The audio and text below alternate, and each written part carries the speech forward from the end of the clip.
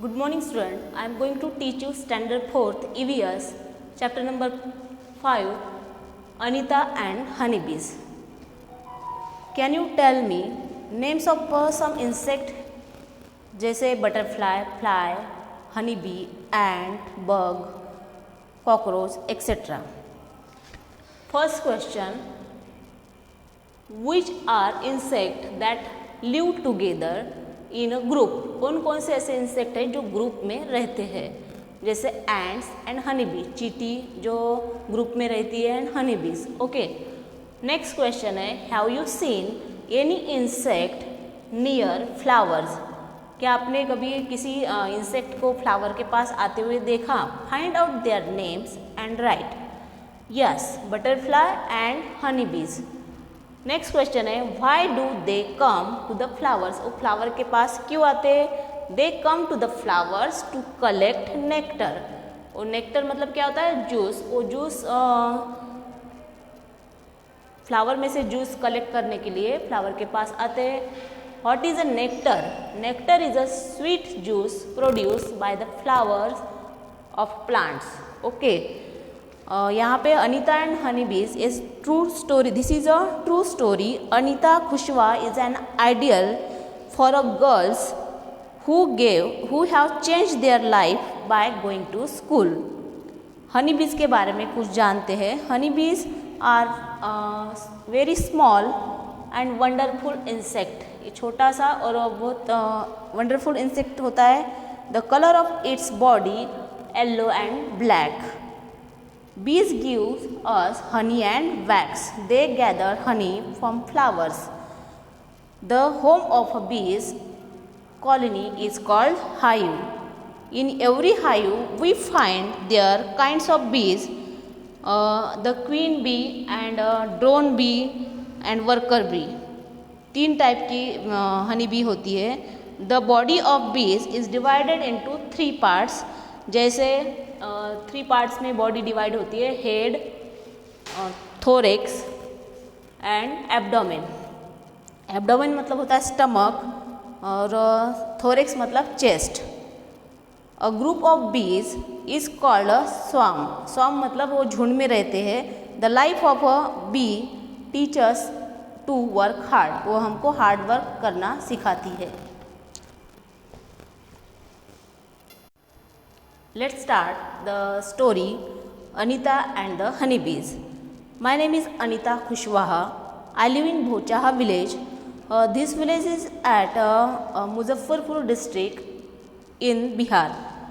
Muzaffarpur district में बिहार में एक डिस्ट्रिक्ट है मुजफ्फरपुर. वहाँ का एक छोटा सा गांव है भोचाहा. उधर ये अनीता खुशवाहा रहती है. I stay with my parents and 2 younger brothers. मैं मेरे छोटे 2 भाई और पेरेंट्स के साथ रहती हूँ. I study in college. मैं कॉलेज में पढ़ रही हूँ. Beside studying I teach young children. I also keep honeybees.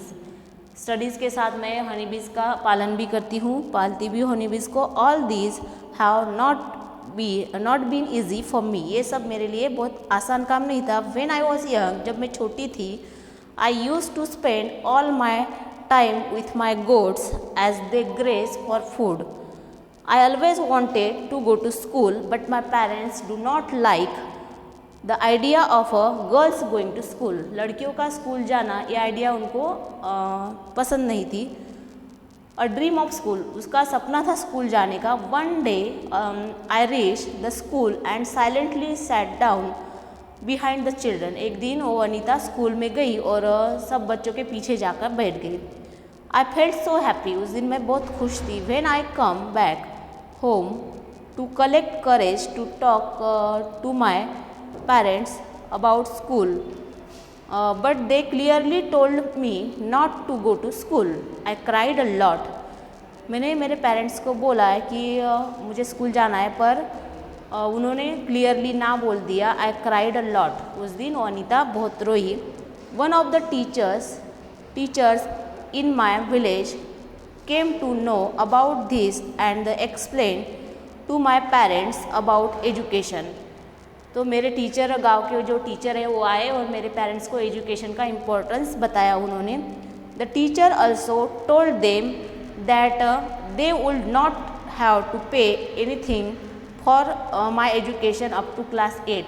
उन्होंने उनको समझाया कि क्लास 8 तक अनीता के एजुकेशन पे कोई भी खर्चा नहीं होगा, एजुकेशन फ्री मिलेगा, जैसे आरटी एक्ट के थ्रू होता है. What is RT act? Right to education act provide the right of a free and compulsory education to each child 6 to 14 years.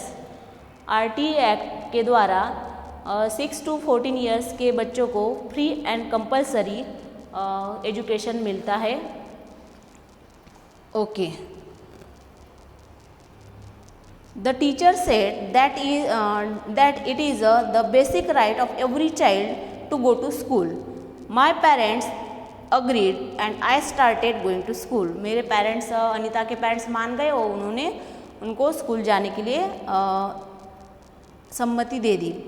I was not so intelligent.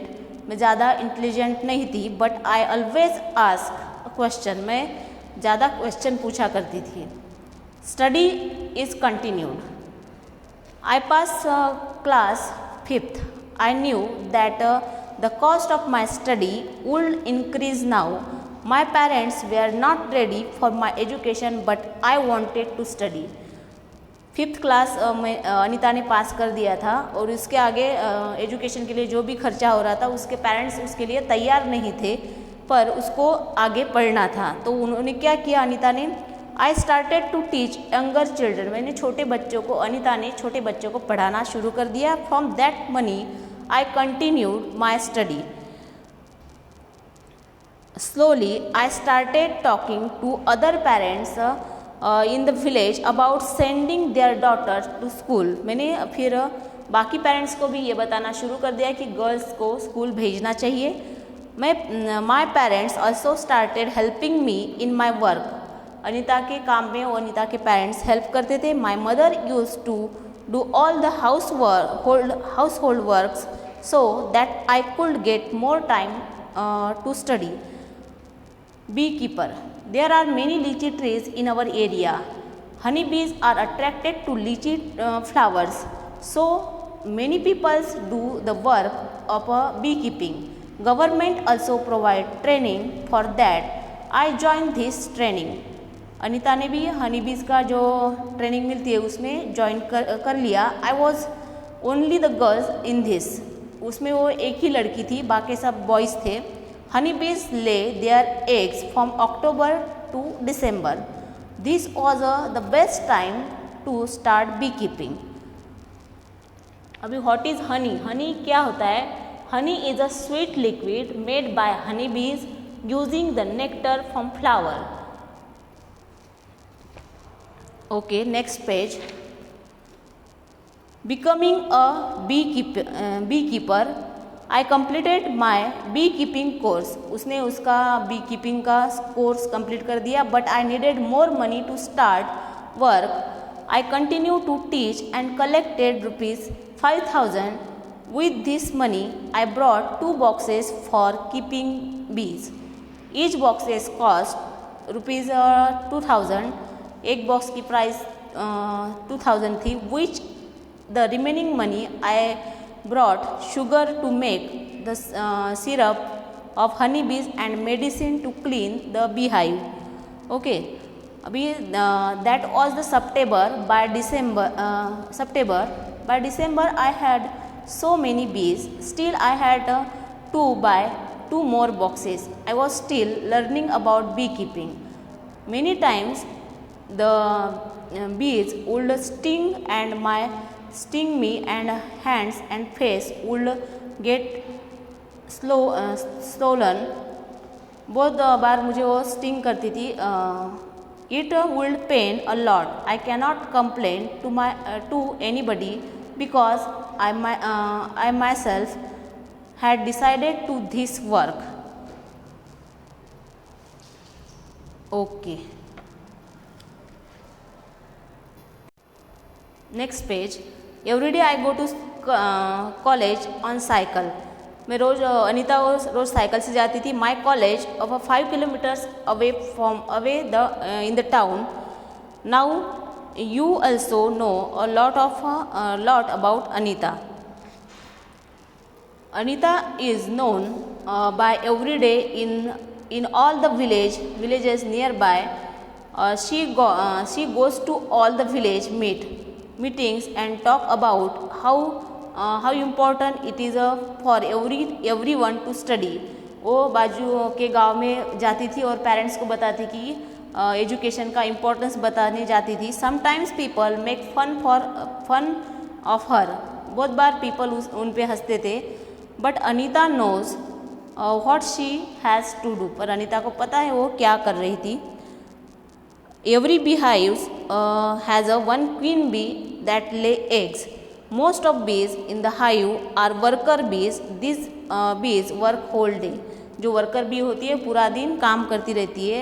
They fly around flowers. They collect nectar from flowers to make honey. वो flowers में जो nectar होता है, juice होता है, वो collect करती है. When any bees find flowers with nectar, it does a special kind of dance by which their bees can know where the nectar is. जहाँ पे उसको बहुत सारे फ्लावर्स मिलते हैं, नेक्टर मिलता है, वहाँ पे वो स्पेशल टाइप का डांस करके बाकी सब बीज को उनकी तरफ बुलाती है. The worker bees are very important for the hive में जो वर्कर बी होती है बहुत इंपॉर्टेंट होती है. Without them there would be neither hive nor any nectar collection.